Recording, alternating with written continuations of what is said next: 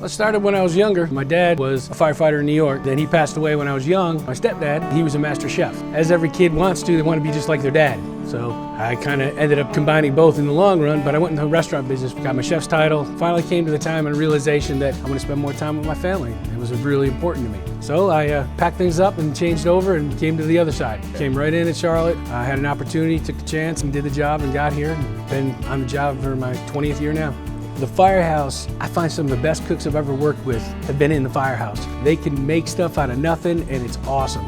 We're making my Firehouse Chicken Salad. I start off with 3 ribs of celery, 1 medium to large onion, 2 rotisserie chickens. Everything goes right into the bowl. 1.5 pounds of grapes, 1 bag of the emerald glazed pecans, 1 large tub whole milk plain yogurt. Mix it all thoroughly again. I prefer it on croissants. We also do it on romaine lettuce. It's a simple Firehouse recipe. It's time to eat.